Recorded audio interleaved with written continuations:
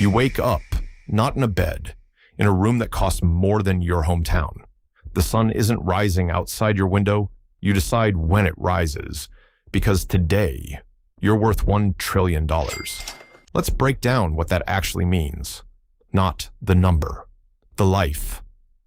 Level 1, the money itself. $1 trillion isn't a big number. It's an incomprehensible one. If you spent $1 every single second, nonstop, day and night, it would take you 31,000 years to spend it all. Rome would rise and fall before you finished. You wouldn't just be rich, you'd be economically alone.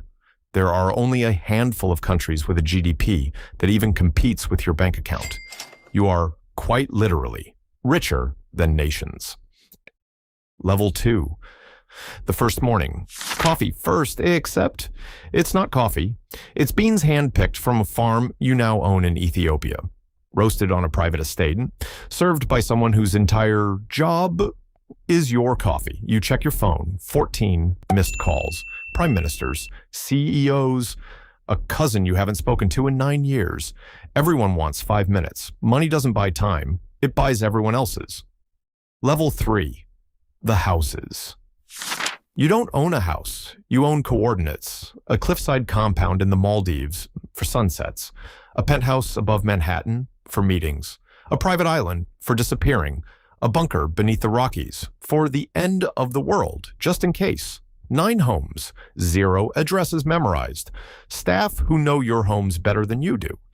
You've never made your own bed, not once, not ever. Level 4, transportation. Commercial flights, that was a past life.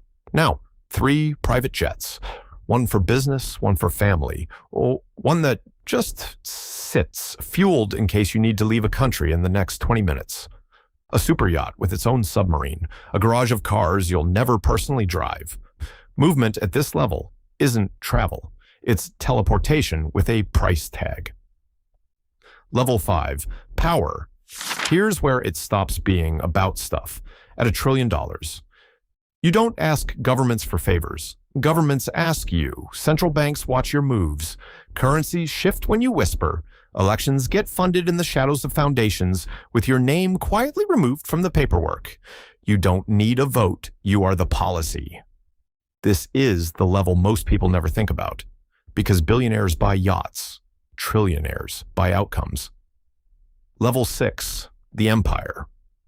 By now, you don't run one company, you run an ecosystem. Energy, media, agriculture, space.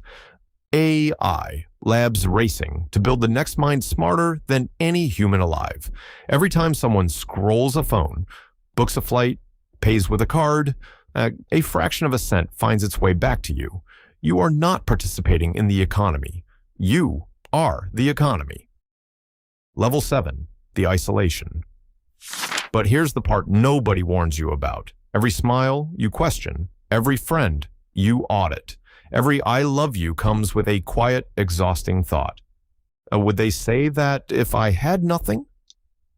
Trust becomes the rarest currency you own, rarer than the trillion. You built walls to keep threats out. You didn't realize they'd keep everyone out too. Level 8. The obsession. Strange thing happens at this level. You stop chasing money. Because money stopped being real numbers on a screen a long time ago. Now you chase immortality, funding labs to slow aging, buying decades back like real estate. Because when you have everything money can buy, the only thing left to purchase is time itself. Level 9. The legacy midnight. Alone, finally, in a house with 40 rooms and 1 occupied. You think about the number, 1 trillion, and you realize the truth billionaires learn 1 0 too late. The money was never the finish line. It was the starting gun. For a bigger question, what do you actually do with unlimited power? Fund a cure, build a city on Mars, or just keep counting? Level 10, the choice. This is the level that actually defines you, not the coordinates, not the jets, not the trillion. It's this single moment. sitting at the top of the entire human economy, deciding whether you become a name in history or just a number in a spreadsheet. Because trillionaires aren't remembered for what they had, they're remembered for what they did with it.